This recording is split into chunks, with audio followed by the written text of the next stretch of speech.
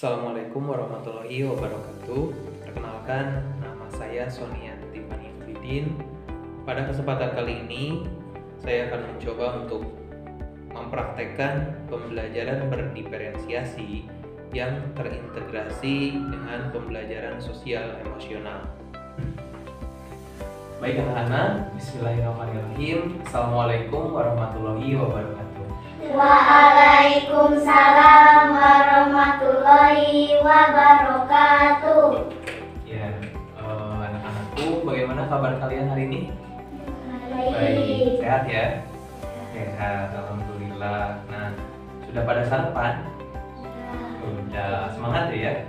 Suaranya kayak yang lemes-lemes begini. Ya, coba keluarkan suaranya ya. Kemudian sebelum belajar, seperti biasa kita berdoa dulu ya. Kita berdoa dalam hati masing-masing dengan membacakan surat Al-Fatihah. Oke, berdoa mulai.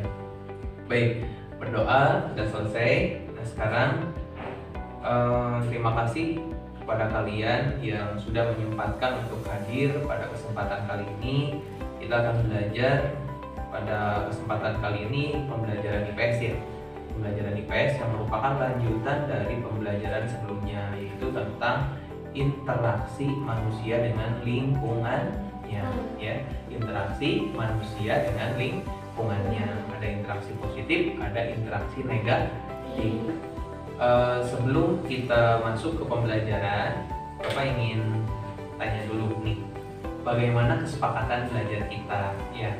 Bagaimana kesepakatan belajar kita hari ini?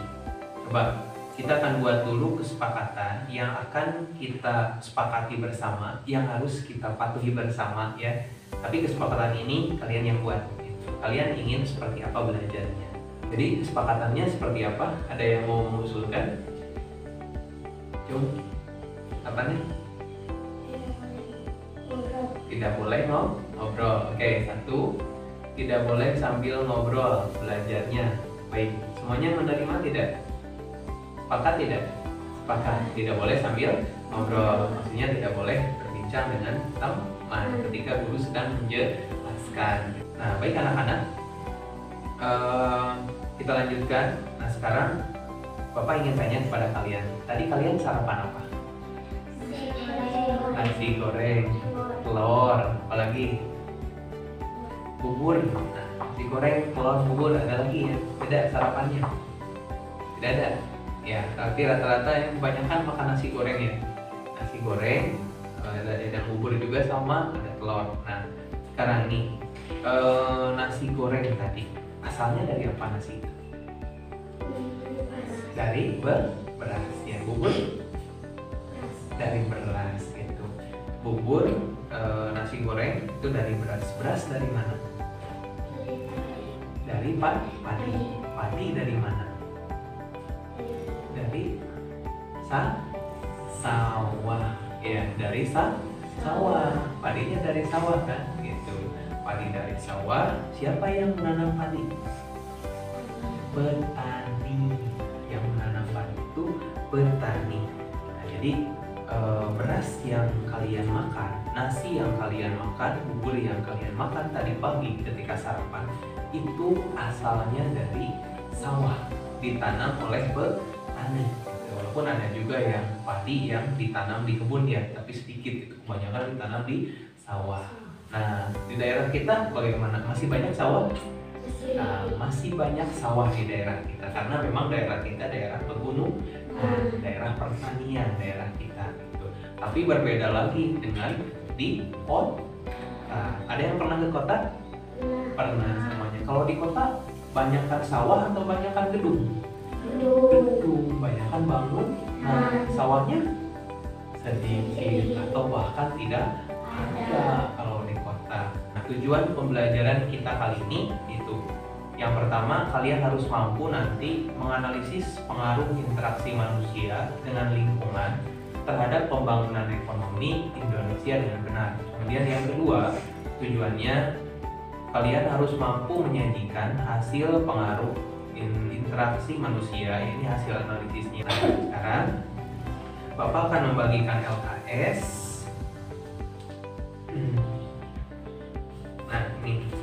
setiap orang dapat 1 LKS. Sekarang coba kalian lihat di LKS tersebut ada gambar? Ada berapa gambar?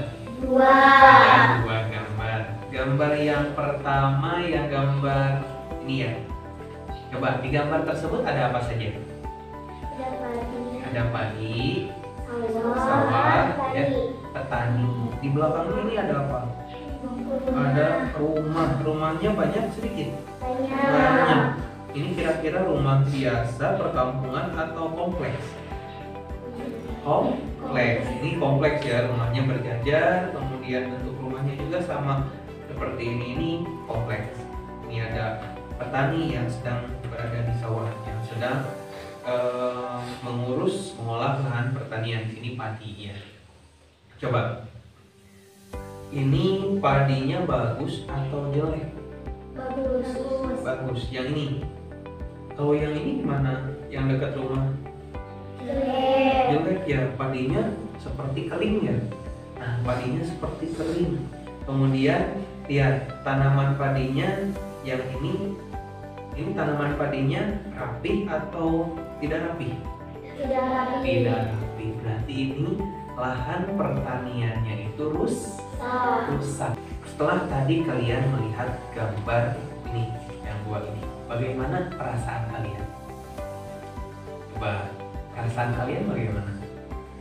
Tadi kan ini ada bangunan, ini adalah pertanian, kemudian kondisi sawahnya rusak, tanaman padinya kurang baik ya. Nah, perasaan kalian bagaimana? Tidak enak, perasaannya tidak enak. Berarti kalau tidak enak itu melihat ini prihatin ya, prihatin gitu, merasa iba tuh bagaimana ini kondisinya kok seperti ini. Ada yang merasa apa lagi coba selain merasa tidak enak lihat ini, lihat gambar ini? Coba, senang tidak? Tidak. Oke, kemudian kamu ingin tahu lebih lanjut tidak tentang ini? Ingin ya? Ingin. Nah, baik anak-anak, coba kalian perhatikan LKS yang sudah Bapak bagikan. Di sana ada 2 kegiatan. Kegiatan 1 pengamatan dan kegiatan 2 penyelidikan atau mencari informasi. Nah, untuk membantu kalian dalam mencari materi atau bahan ya, inquiry terkait dengan masalah-masalah yang nanti ada dalam LKS yang harus kalian cari solusinya, yang harus kalian kerjakan. Bapak akan bagikan handout modul sebagai pelengkap ya, membantu kalian dalam mencari sumber informasi.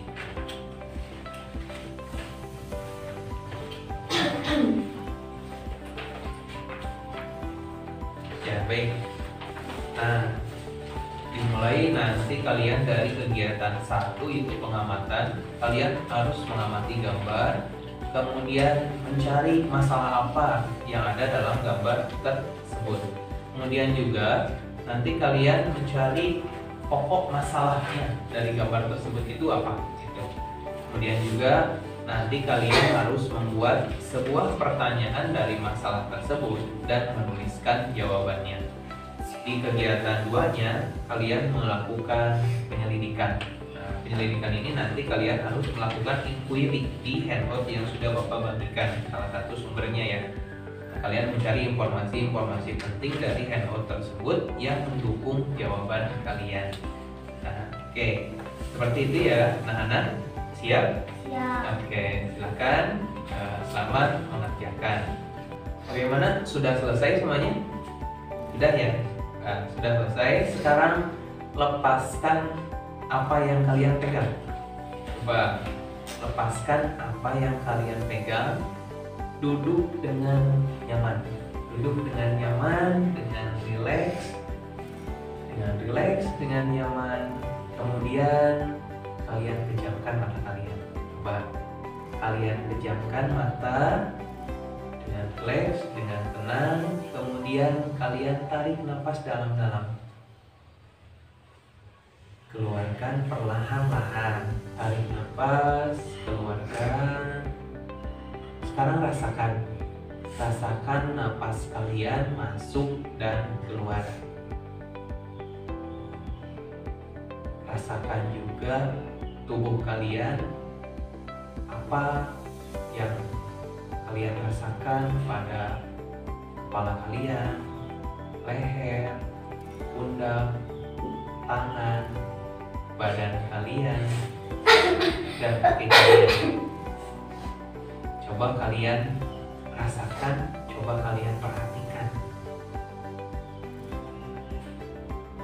Nah, oke, sudah? Oke, sudah ya? Bagaimana? Sekarang merasa lebih tenang? Tenang, ya.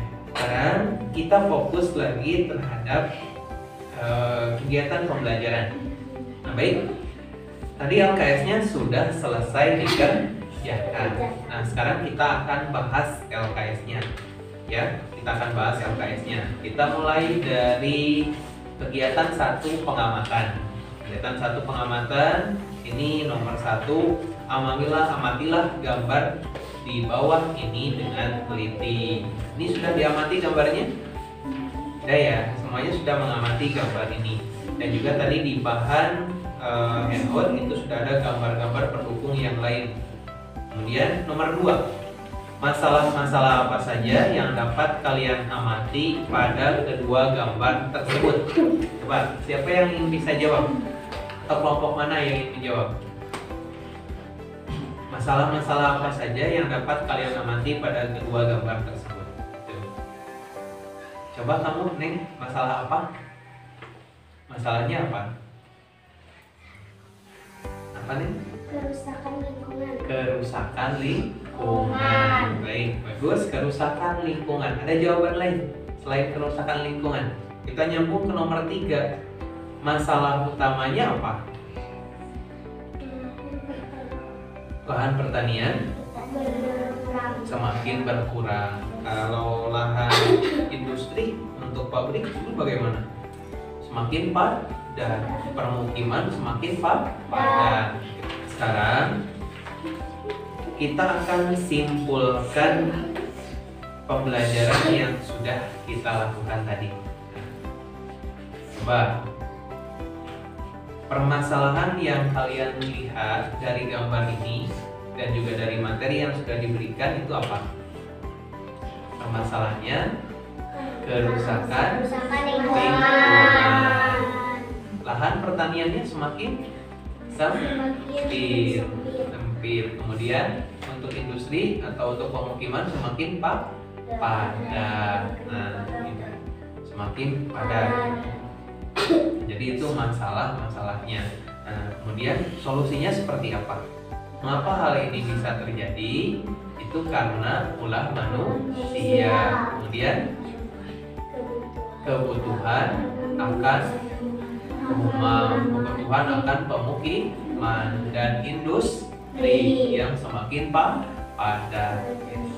Jadi harus ada keseimbangan, ya, keseimbangan antara kebutuhan dan kewajiban, antara hak dan kewajiban. Baik anak-anak, setelah tadi kita belajar, bagaimana perasaan kalian? Apakah kalian paham terhadap materi yang kita pelajari hari ini? Paham, oke. Kalau sudah paham, terima kasih. Jangan lupa nanti ini bahan-bahannya dipelajari kembali di rumah, ya, supaya materinya lebih kalian pahami. Ada penugasan dulu dari Bapak. Nah, tugasnya kalian harus membuat karya. Ingat ya, ini tugasnya. Kalian harus membuat karya di rumah.